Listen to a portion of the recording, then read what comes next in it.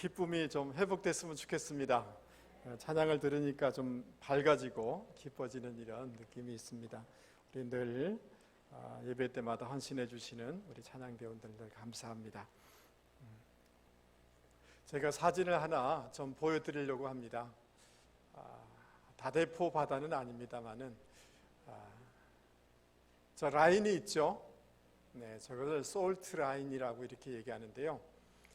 강물과 바다가 만나는 지점에 저렇게 라인이 생기는데 저것을 뭐라고 한다고요? 솔트 라인이라고 이렇게 얘기를 하게 됩니다. 그런데 이렇게 메마르거나 비가 오지 않으면 바닷물이 강이 흘러오는 게 약하니까 바닷물이 강 쪽으로 쭉 올라오게 되어지고, 반대로 물이 풍성하게 비가 적절하게 내리면 강물이 많이 흘러와서 이 솔트 라인이 바다 쪽으로 쭉 밀려가게 되어집니다. 그러니까 이 솔트 라인은 고정되어 있는 것이 아니라 계속해서 왔다가 갔다가 하는 것을 알 수가 있습니다. 근데 문제는 뭐냐 하면 비가 많이 오지 아니하면 바다가 강 쪽으로 쭉 올라오면서 어디까지 올라오냐면 그 수원지까지 올라와서 물을 못 먹게 하는 경우도 생겨나게 되었습니다. 그래서 이 솔트 라인이라고 얘기하기도 하고 데드 라인이라고 얘기하기도 합니다. 만약에 마실 물이 없어지게 되면 사람이 죽게 되지 않습니까? 이렇습니다. 이것을 가만히 보면서 이런 생각을 하게 되는 거예요. 우리의 신앙도 우리가 성령으로 충만하고 말씀으로 충만하고 믿음으로 충만하면 세상의 그 물결이 올라오지 못해요. 들어오지 못해요. 어둠의 생이 들어오지 못합니다.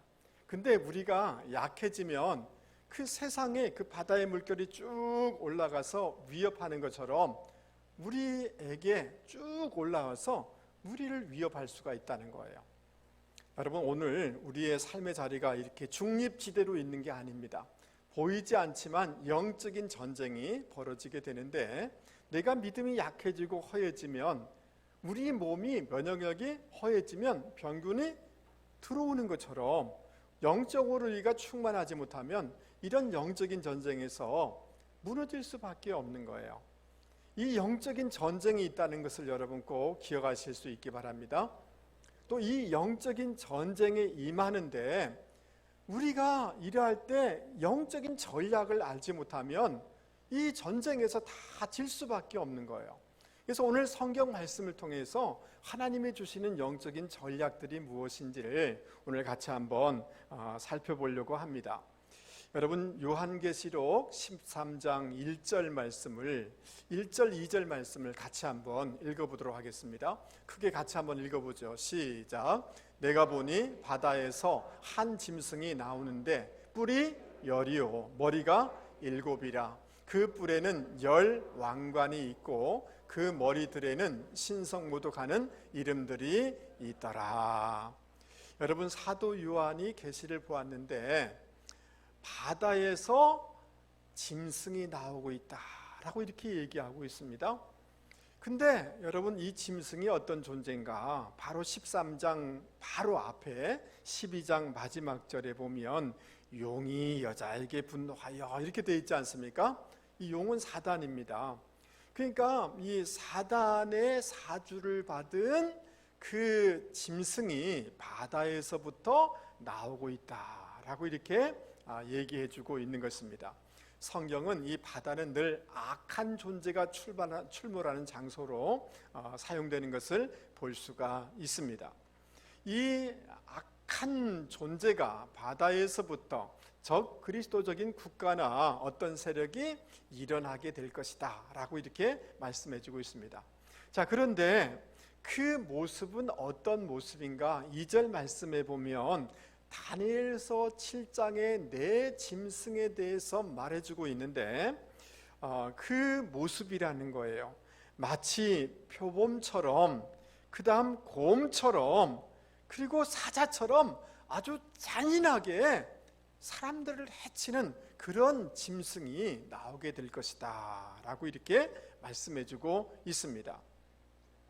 자, 그런데 그러면 이 짐승이 무엇인가? 라고 이렇게 우리가 질문하게 되어지는데 3절 말씀 한번 보세요. 그의 머리 하나가 상하여 죽게 된 것 같더니 그 죽게 되었던 상처가 나음에 온 땅이 놀랍게 여겨 짐승을 따르고, 이렇게 얘기하고 있습니다. 여러분, 이 3절 말씀은 우리가 들으면 이게 뭔 말이지? 라고 생각할지 모르지만 당시 요한계시록 이 편지를 읽고 있고 듣고 있는 성도들은 누군지를 훤히 알 수가 있었습니다. 왜냐하면 지금 이 요한계시록이 기록될 당시의 황제는 도미시안 황제입니다. 너무나 잔인하기 때문에 사람들은 뭐라고 생각했느냐 하면 그 잔인했던 네로가 환생하여서 지금 나타났다라고 이렇게 생각하고 있었습니다. 그러니까 3절 말씀을 죽은 줄 알았는데 상처가 나와서 놀랍게 이렇게 우리 가운데 나타났다라고 할 때 이게 누군지를 성도들은 다 알고 있는 거예요. 도미시안 황제, 그리고 적대적인, 그리스도에 대해서 적대적인 이런 당시의 로마의 세력을 말해주고 있다는 것을 알 수가 있습니다. 자, 그러면서 용이 4절 짐승에게 권세를 주므로 용에게 경배하며, 그 다음 누구에게 경배하죠? 짐승에게 경배하며 이르되 누가 이 짐승과 같으랴? 누가 이와 더불어 싸우리요? 이건 하나님께 찬양하는 노래거든요. 누가 하나님 같습니까? 시편에 이런 말씀이 많이 있단 말이죠. 하나님께 찬양해야 될 노래를 그 용 사단에게 경배하고, 그리고 이 짐승에게 이렇게 노래하고 있는 거예요. 그 당시에 이 도미시안과 또 로마의 황제들은 어떻게 했냐면 자기가 신이라고, 그래서 그 황제 숭배를 요구하고 있었던 것입니다. 그러면서 누가 이 황제와 같으랴? 황제는 우리의 소태리가 된다라고 고백하도록 이렇게 했다는 것입니다. 뿐만 아니라 이 짐승, 즉 당시의 로마의 이 적대적인 이런 세력, 그리스도에 대해서 적대적인 이 세력 또는 이 도미시안이 어떤 일을 했냐면 7절 말씀 한번 보시죠. 또 권세를 받아 누구와 싸워 이기되? 성도들과 싸워 이기되 라고 이렇게 얘기하고 있습니다. 이 말은 도미시안과 로마 세력과 여기에 결탁된 여러 세력들이 성도들을 전방위적으로 핍박하고 어렵게 하고 공격한다는 것을 말해주고 있는 것입니다. 뿐만 아니라 여러분, 앞으로 가면 갈수록 예수님을 믿는 신앙이 굉장히 어려워질 것입니다. 핍박이 있을 것입니다. 이런 세력이 등장하여서 예수 믿는 것에 대해서 많은 핍박을 가하게 된다는 거예요. 당시 성도들에게도 이러한 그 핍박이 있었는데 사단의 가장 중요한 전략은 그 하수인을 세워가지고, 그런 정부를 세워가지고, 그런 왕이나 대통령을 세워가지고 예수 믿는 사람을 핍박하고 어렵게 한다는 거예요. 가정과 가문 가운데서도 예수 믿는 것 때문에 핍박을 당하고 어려움을 당하는 일들이 과거에도 벌어졌고 앞으로도 있게 될 것을 얘기하고 있는 것입니다. 여러분, 이런 예수 신앙을 가짐으로 우리 가운데 핍박과 어려움과 고난과 문제가 있을 때마다 우리가 가져야 될 믿음, 우리가 가져야 될 영적인 전략이 있는데 그것을 우리가 알아야 할 것입니다. 여러분, 5절 말씀을 같이 한번 읽어보도록 하겠습니다. 5절 크게 같이 한번 읽어보죠. 시작. 짐승이 과장되고 신성모독을 말하는 입을 받고 또 42달 동안 일할 권세를 받으니라. 얼마 동안? 42달 동안 일할 권세를 받았다라고 얘기하고 있습니다. 여러분, 3년 반이에요. 그러니까 여러분, 이 말씀을 통해서 우리가 깨달아야 될 것이 있습니다. 오늘 여러분 어떤 것 때문에 너무 힘들어하고 또 정말 절망하기도 하고 이 낙심 때문에 이 낙심하여서 신앙이 흔들리는 분이 계실지 모르겠습니다. 그러나 중요한 것은 뭐냐 하면 그 어떤 문제든 또 어떤 핍박이든 그 어떤 난관이든 간에 그것은 제한되어 있다는 거예요. 아멘 하시죠? 잠시라는 거예요. 3년 반이라는 거예요. 여러분, 이것을 꼭 기억할 수 있는 저와 여러분이 되실 수 있기 바랍니다. 여러분, 지금 어떤 가정에 막 십자가가 있고 짐이 너무 무거운 거예요. 세상 사람은 소망이 없으니까 자포자기하고 때로는 자살하기도 하지만, 우리가 분명히 알아야 될 것은 뭐냐 하면 이것은 제한적이다, 끝이 온다라는 거예요. 우리 옆에 사람한테 얘기하겠습니다. 집사님, 끝이 있습니다. 할렐루야. 그 기간이라는 것이, 어려움이라는 것이, 문제라는 것이 반드시 끝이 있다는 것을 여러분 꼭 기억하실 수 있기 바랍니다. 그럴 때 우리는 이 어려움을 이겨나갈 수 있게 되는 줄 여러분 믿을 수 있기를 바랍니다. 할렐루야. 두 번째로 여러분, 우리가 이 사단과 이 세상의 어려움과 핍박과 이런 것들에 대해서 대응해야 될 것이 있는데, 8절 말씀 보세요. 죽임을 당한 어린 양의 생명책에 창세 이후로 이름이 기록되지 못하고 이 땅에 사는 자들은 다 그 짐승에게 경배하리라. 이 말은 무슨 말이냐 하면, 여러분 저를 보세요.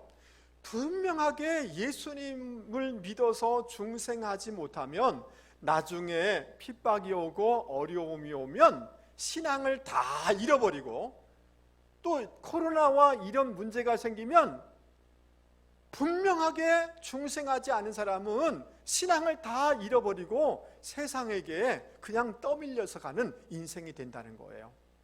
그러니까 중생해야 된다라는 말씀인 것입니다. 어린 양의 생명책에 분명히 기록된 사람이 돼야 된다는 거예요. 할렐루야.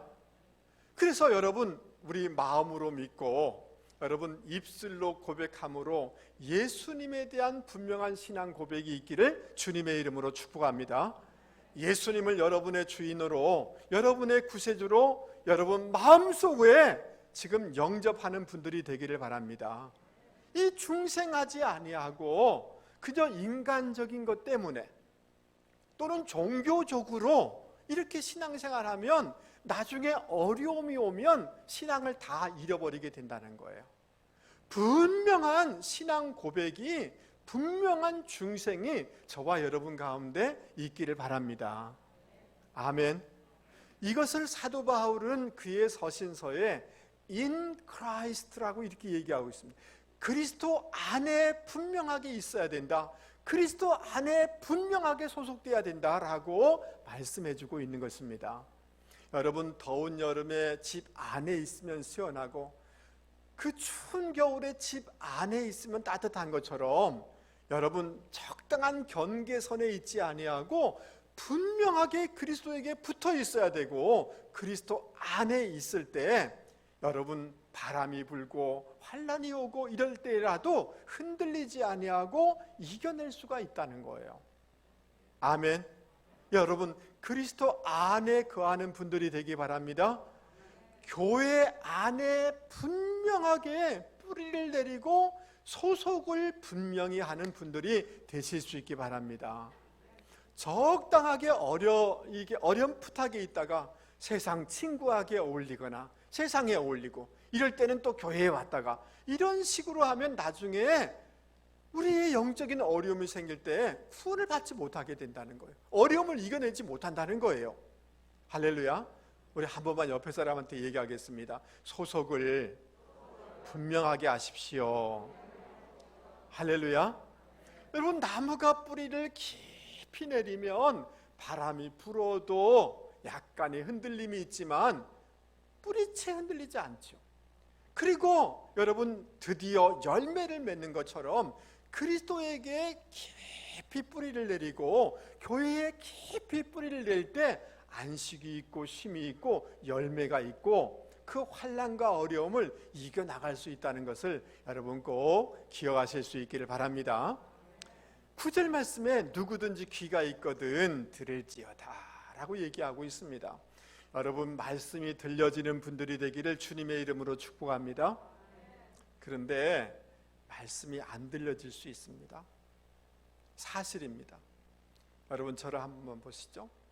교회 생활 오래 하면 말씀이 안 들립니다. 저 목사 누구한테 얘기하는 거지. 그 상황을 이해를 하려고 그래요. 여러분 이해되세요? 이해되십니까? 그러니까 설교를 들을 때 어떤 사람은 나에게 주신 말씀으로 듣는 사람이 있는가 하면 또 저런 얘기 하네 이렇게 들린, 영적으로 보면 어떤 경우는 이렇게 어둠의 세력이 귀를 딱 이렇게 막고 있는 사람도 보일 때가 있습니다. 여러분 부부 싸움할 때 그 남편이나 아내가 안 들을 때 있죠. 아니 뭐라고 설명하는데 안 들리잖아요. 이해되세요? 그런 것처럼 여러분 말씀이 안 들려지면 굉장히 긴장하십시오. 할렐루야, 할렐루야. 말씀이 은혜의 말씀으로, 나에게 주시는 말씀으로 들려지도록 하면 영적인 전쟁에서 반드시 이기게 되어집니다. 근데 계속해서 신앙생활 오래 하면 오래 할수록 말씀이 안 들려집니다. 말씀을 들을 수 있는 분들이 되기를 바랍니다. 말씀을 들으면 반드시 은혜가 있고, 그리고 반드시 어려움을 이겨내게 되는 줄 여러분 믿을 수 있기를 바랍니다.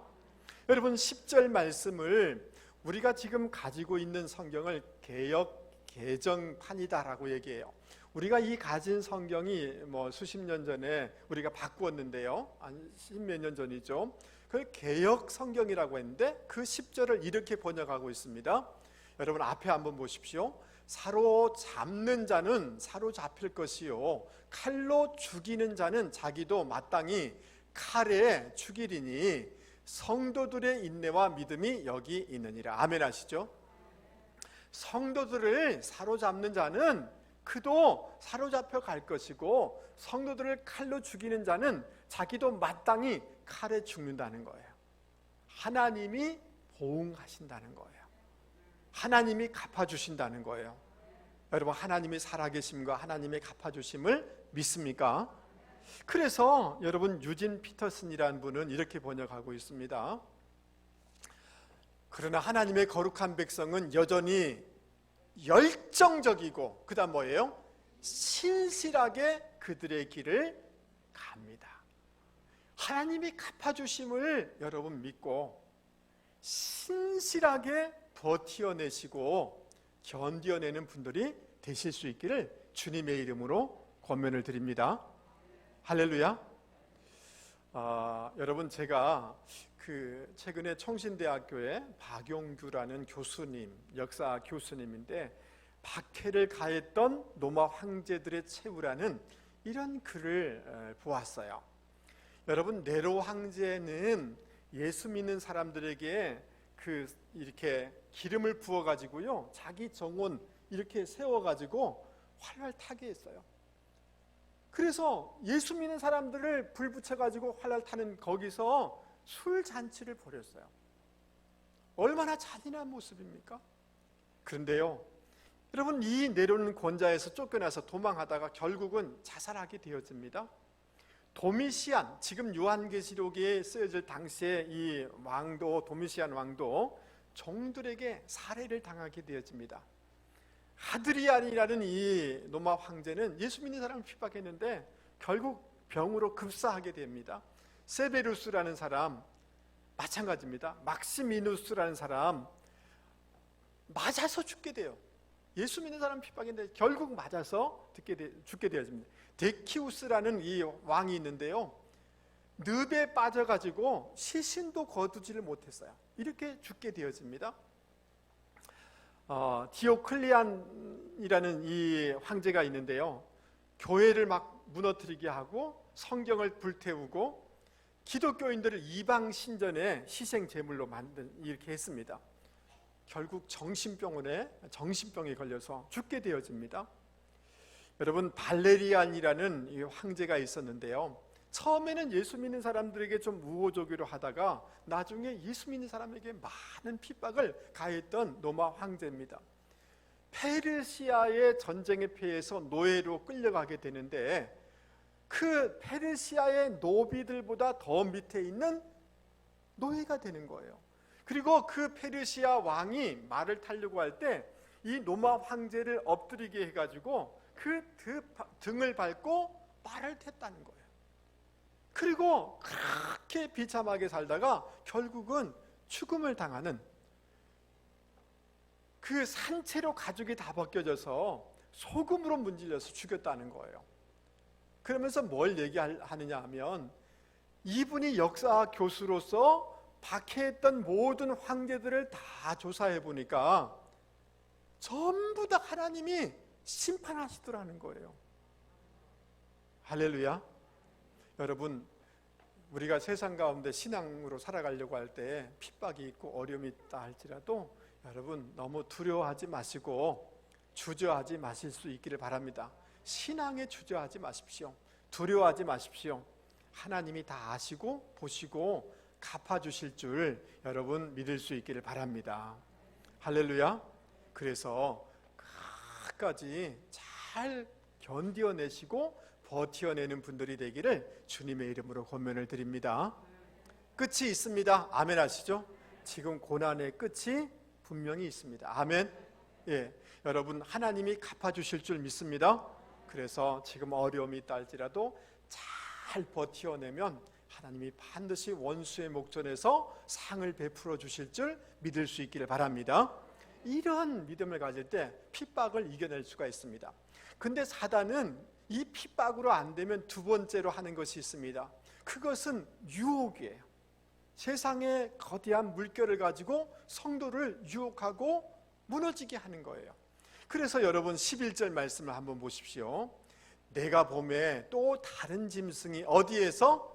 땅에서 올라오니 어린 양같이 두 뿔이 있고 용처럼 말을 하더라. 아까 짐승이라고 했는데 또 다른 짐승이라고 얘기했고, 앞에서는 바다에서 올라왔는데 여기는 땅에서 다른 짐승이 올라왔는데 겉모습은 양처럼 이렇게 돼 있는데 속을 보니까 아주 무서운 뿔이 있는 그런 존재요. 용처럼 말하더라. 사단의 사주를 받은 거짓 선지자를 얘기하고 있는 것입니다. 여러분, 세속 사회에 이 거대한 그 세속의 물결을 가지고 우리를 유혹하면서 무너뜨리는 이런 사단의 전략이 있게 된다는 것입니다. 그리고 이 12절 이하의 말씀 보면 이 또 다른 짐승이 아까 죽었다가 살아난 그 도미시안 황제에게 황제 숭배를 하도록 여러 가지 말로 유혹하고 설득을 하게 되더라는 것입니다. 여러분, 그 당시에 이 거짓 선지자들의 말을 듣고 황제 숭배에 동참하는 사람들이 많았어요.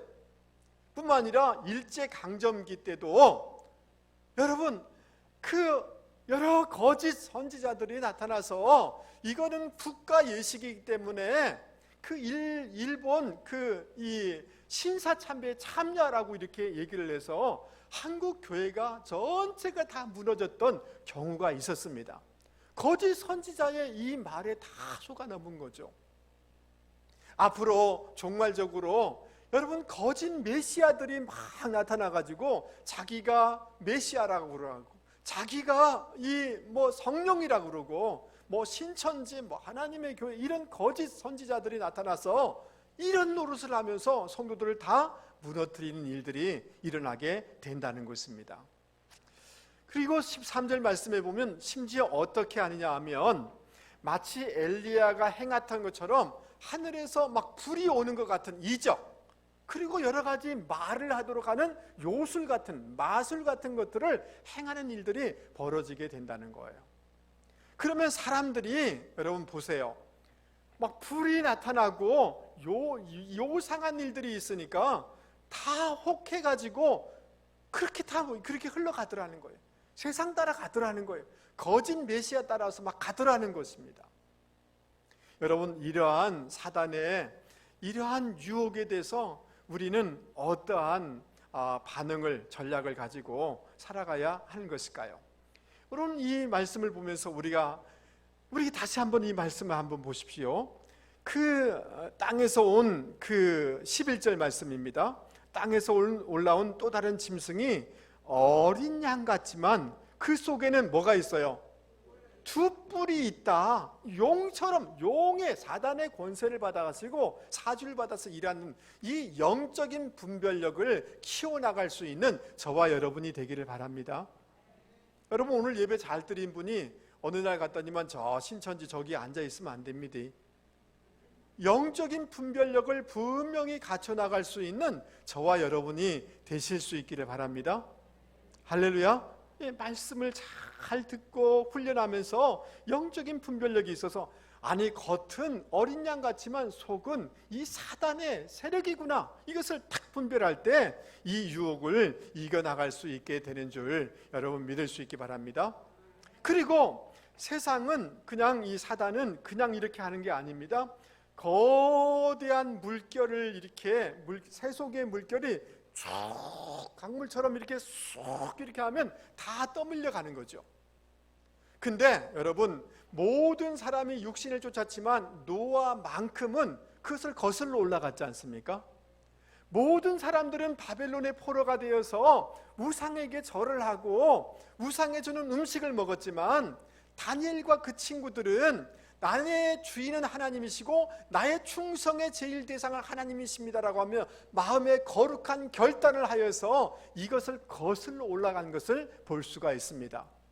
여러분, 세속의 이 모든 것들을 믿음으로 거슬러 올라갈 수 있는 저와 여러분이 되실 수 있기를 바랍니다.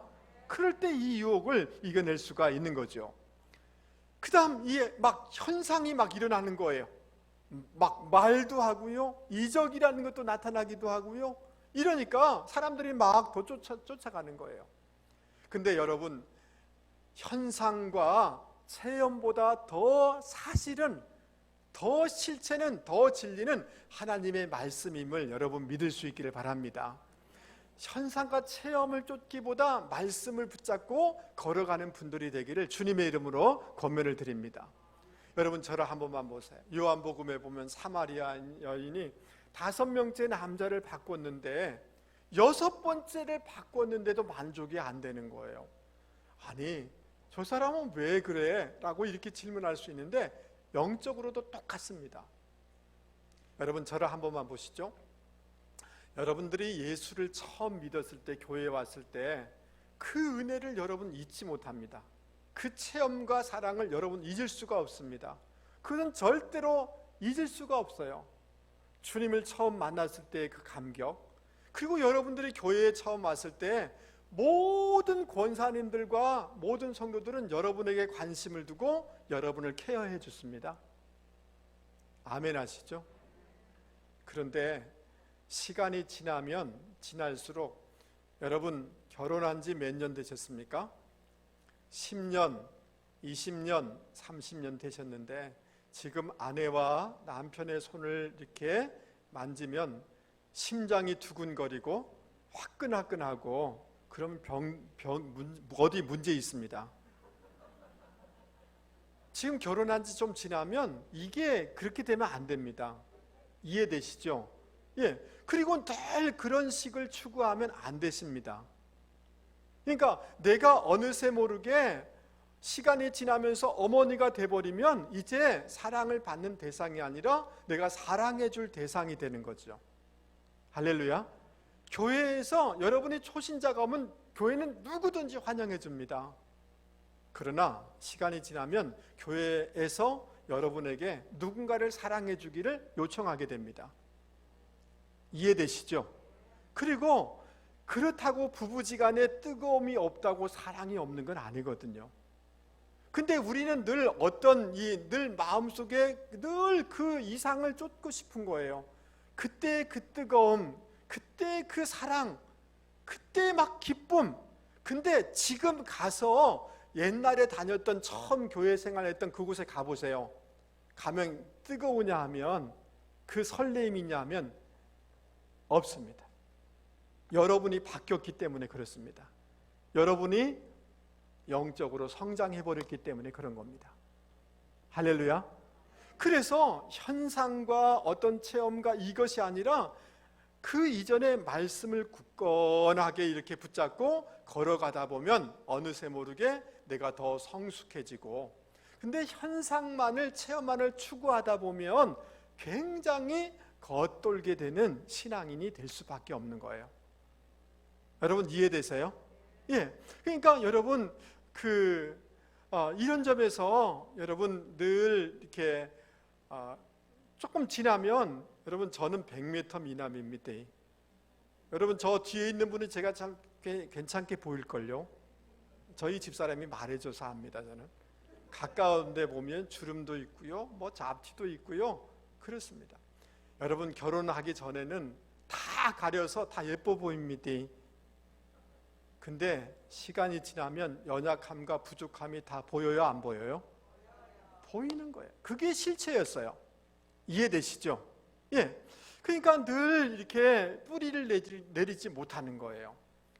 그래서 교회 안에서도 여러분 이렇게 현상과 체험과 뜨거움과 이런 것을 체험하기보다, 추구하기보다 말씀을 따라서 우직하게 걸어가다 보면 여러분 어느새 모르게 내가 성숙해지는 것을 여러분 경험하게 되는 줄 여러분 믿을 수 있기를 바랍니다.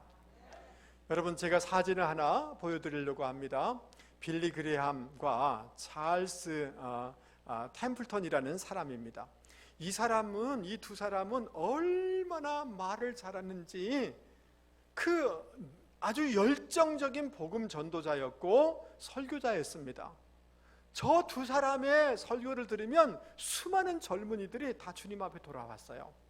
그런데요, 찰스 템플턴이라는 분이 어느 날 신문에서 사진 하나를 보았습니다. 아프리카 한 여인이 그 굶주린 아이를 안고 그리고 물동이를 하나 쥐고 하늘을 쳐다보면서 원망하는 거예요. 가물고 먹을 것이 없으니까 탄식하는 거죠. 근데 머릿속에 뭐가 하나 쑥 지나가는 거예요. 찰스 템플턴이라는 사람이 하나님이 살아계시다면, 하나님이 선하시다면 왜 이런 고난을 주는가? 라는 회의감이 확 지나가는 것입니다. 여러분, 새는 우리 머리 위에 지나갈 수 있습니다. 그러나 머리에 둥지치면 돼요, 안 돼요? 그 회의감을 그대로 가지고 있다 보니까 여러분 그 모든 신앙을 다 잃어버린 사람이 돼버린 거예요. 그 유능한 복음 전도자가 말입니다. 그래서 빌리 그레함이 찾아가서 설득하려고 갔는데 오히려 설득을 당하는 거예요. 논리에 지는 거예요.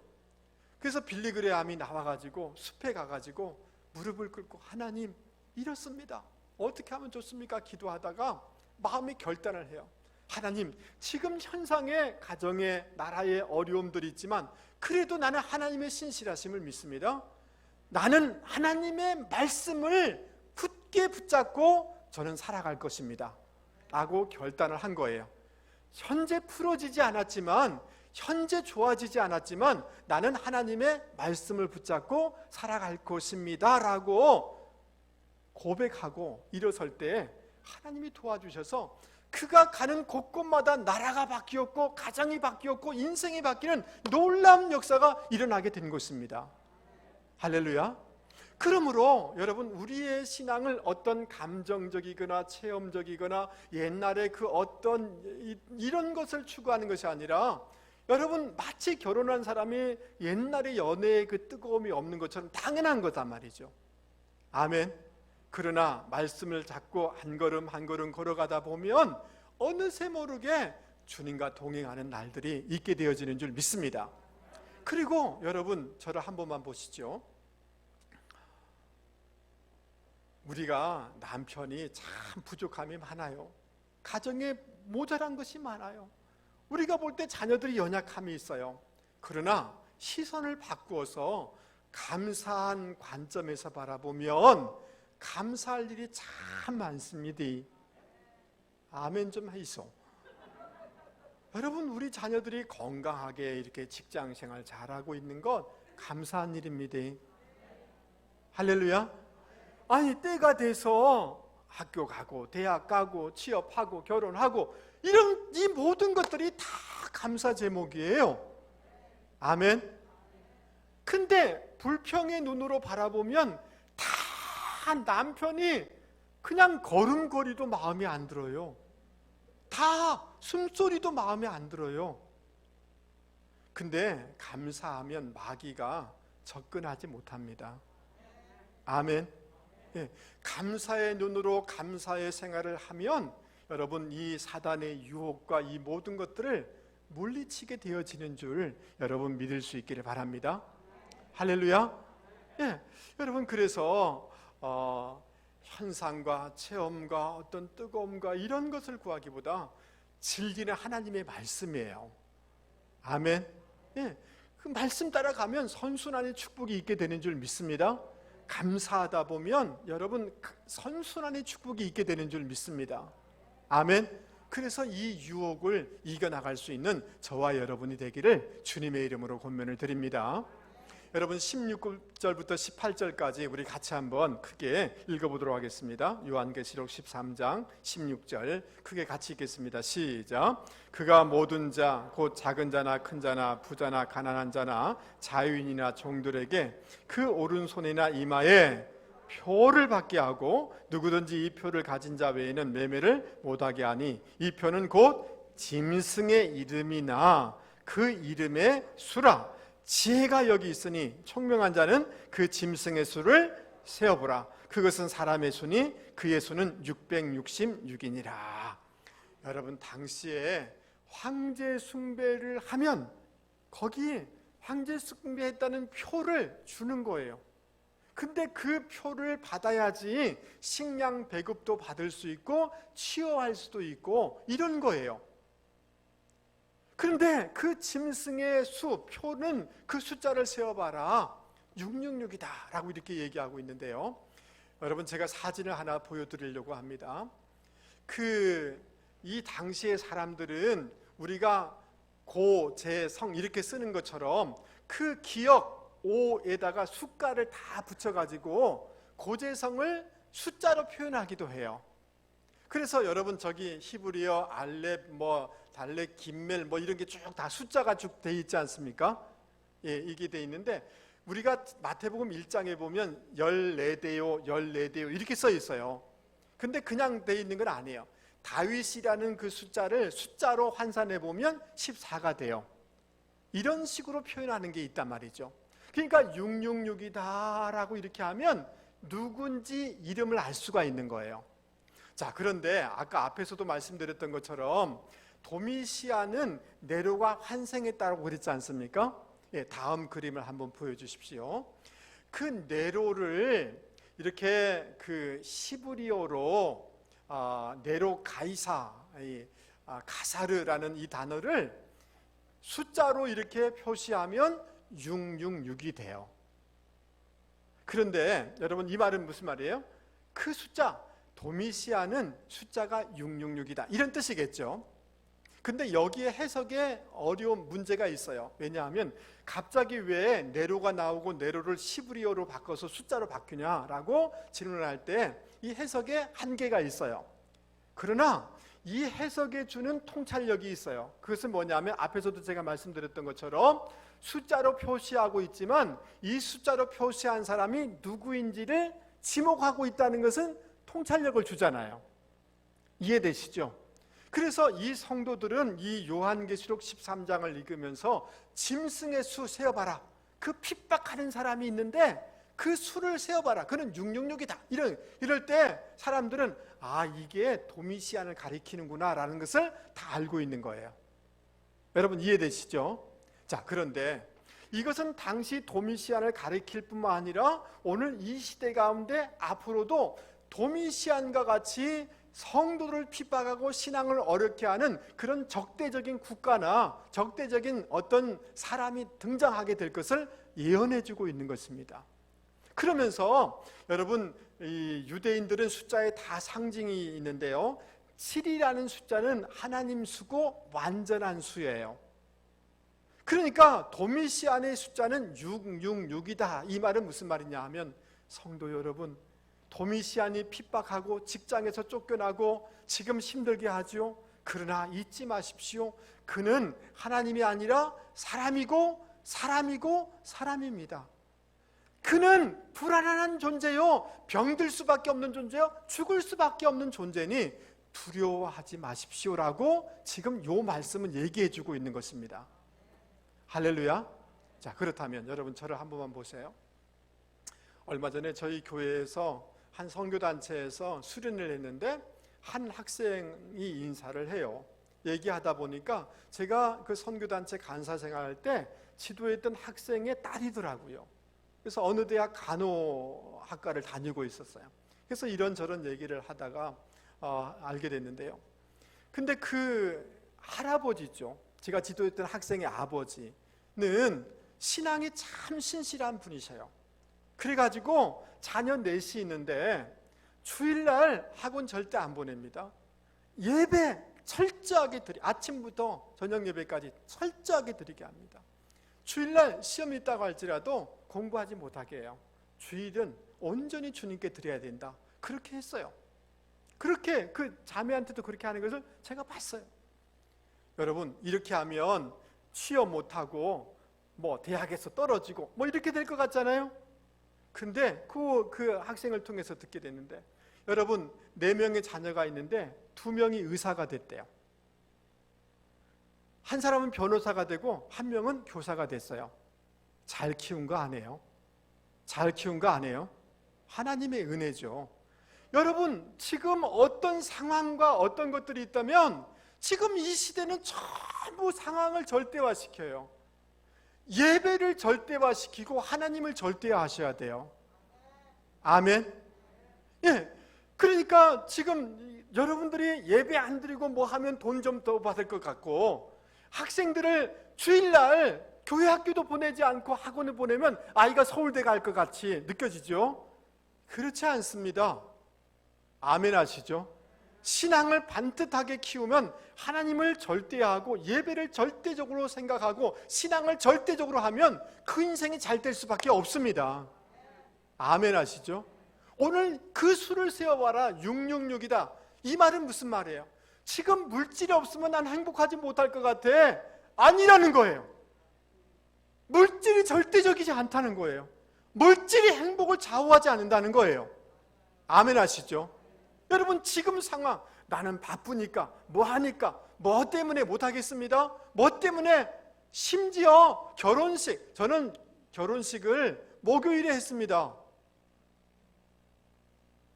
그러면 문제가 생기나요? 예수 믿는 사람들이 왜 주일날 결혼식 하세요? 사돈 때문에요? 토요일날 하면 되잖아요. 저를 보세요. 토요일날 하면 되잖아요. 여러분, 주일날 결혼식 하면 안 됩니다. 아멘 하시죠? 그거 못할 바에 그런 자신 없으면 시집장가 그렇게 하면 안 됩니다. 그런 신앙의 절대심을 가지고 살아갈 때 하나님이 이 유혹과 핍박을 이기게 하여 주실 줄 여러분 믿을 수 있게 바랍니다. 말씀을 마치려고 합니다. 제가 흥분하지 말아야지 하면서 또 마지막 때 또 사랑하는 성도 여러분, 사단은 핍박을 통해서, 어려움을 통해, 문제를 통해, 유혹을 통해서 우리를 막 무너뜨리려고 할 것이지만 여러분, 끝이 있습니다. 잠시입니다. 하나님이 반드시 갚아주시고 높여주실 줄 여러분 믿을 수 있기 바랍니다. 그래서 믿음으로 잘 견뎌내는 분들이 되기를 주님의 이름으로 권면을 드립니다. 현상과 어떤 뜨거움과 이런 것보다 말씀을 굳게 붙잡고 걸어가는 사람이 튼튼하고 열매가 확실합니다. 아멘 하시죠? 아멘. 감사하시기 바랍니다. 예, 교회에 대해서 감사하고 모든 것들에 감사하면 차단이 오질 않습니다. 올 수가 없습니다. 아멘 하시죠? 그리고 하나님만, 예배만, 신앙적인 것들을 절대화해서 우선순위로 하면 하나님이 더 놀라운 복을 주실 줄 믿습니다. 그래서 승리하는 분들이 되기를 주님의 이름으로 권면을 드립니다. 우리 말씀을 생각하시면서